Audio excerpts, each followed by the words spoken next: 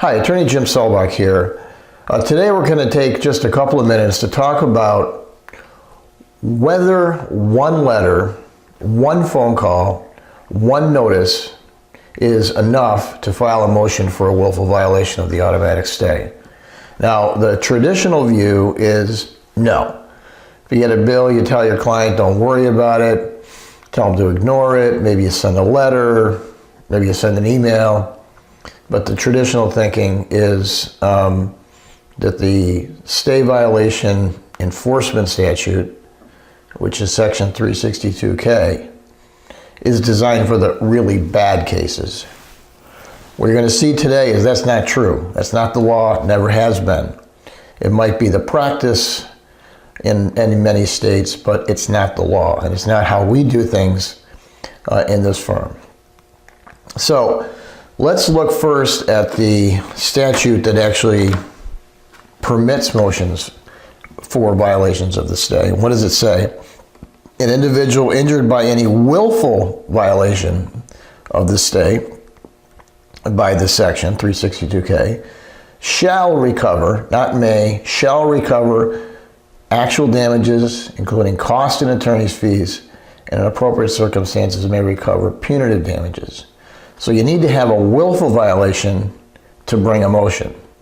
Now, willful in the law generally, to most lawyers, means intentional, purposeful, malicious, but that's not what it means for 362K purposes. The Court of Appeals for the Second Circuit, the highest federal court in our state, has ruled this many years ago, that any deliberate act taken in violation of a stay, which the violator knows to be in existence, justifies an award. So, and this is the law in every state.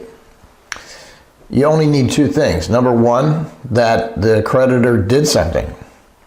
They sent a statement, they made a phone call, they sent a bill, whatever it is. Even if it was inadvertent, by mistake, it was an act. And that they had notice of the bankruptcy. If you have those two things, it's a willful violation. It's that simple. So if that's the case, then we need to look at what's the purpose of 362K? Why do we have motions for violation of the automatic stay?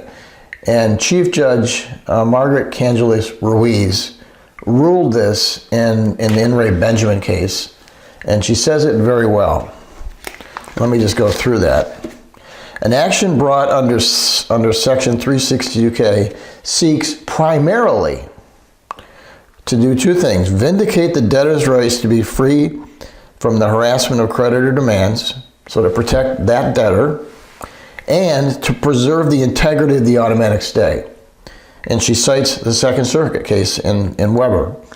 So it's to protect your client, but it's also to protect every other debtor, to protect the integrity of the system. That's the primary purpose. Then she goes on and says, compensating the debtor for actual damage suffered in such action serves secondarily. Okay, so the secondary purpose is to provide compensation if there are damages. And in some of these cases, there are no damages, other than the attorney's fees, of course. But there are no damages. But the point is that it's there to protect rights. That's the primary purpose. The secondary purpose is to award damages, if there are any.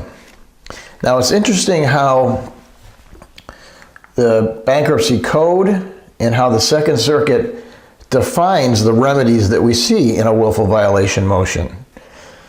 In the Chryson case, the court comes out and calls them sanctions. Doesn't call them damages, doesn't call them compensation, calls them damages. And in 2005, when they revised the statute and enacted BAPSIPA, the Bankruptcy Code itself refers to awards under 362K as a monetary penalty. So it's a penalty, it's a sanction. The analogy is kind of like a traffic ticket. So if you're going 90 miles an hour down the thruway and you get pulled over by a trooper and you say, well, I don't normally do this and I've made a mistake, I wasn't paying attention, and oh, by the way, nobody got hurt. The trooper would say, so what? You either going 90 or you wouldn't. If you're going 90, then you get a ticket. This is the same thing. It's an enforcement statute. So if you violated the willful violation of the stay, whether you meant to do it or whether you damaged anybody is beside the point. Either you did or you didn't, and if you did, then penalties are going to be imposed, mostly in the form of attorney's fees. You can have punitive damages if it's an egregious situation, and in addition to that, if there are any damages, you have to compensate the debtor for those damages. So in cases where there are no damages, the courts are pretty clear that these sanctions can still be imposed. In this case, which was in re Sullivan, this was Judge Gerling, a court may award attorney's fees pursuant to Section 362 even if the debtor has suffered no other compensable harm. So when we bring these motions, sometimes, usually lawyers who don't know the law will say to me, well, what are your damages? And my response to that always is, that's the wrong question. Okay? There might be damages, there might not be. The question is, did your client take a deliberate act, and did your client know of the bankruptcy? Very simple. If there is, you must pay sanctions or penalties. Now, one thing I hear a lot is, it's just one letter. It went out by mistake. It's a technical violation. There is no such thing as a technical violation. You either violated the automatic stay or you didn't. This court, which is a Southern District of New York, says a violation of the automatic stay is just that, a violation of the automatic stay. There is no such thing as a slight violation. So every letter, every phone call, every bill, even if it's one, is a violation. There is no such thing as a technical violation. Lastly, and unfortunately, because of the thinking of a lot of practitioners, violations of the automatic stay are kind of ignored, and this court talks about it. The automatic stay provision of the United States Bankruptcy Code is an extremely valuable and fundamental element of the bankruptcy filing. Unfortunately, its significance is occasionally ignored and or taken for granted. We file motions on even one letter, one bill, one phone call, because we're protecting the rights of that debtor. We're protecting the integrity of the entire system. That's what Congress intended. That's the law.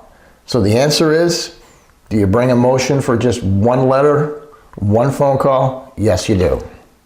Thanks for listening and have a good day.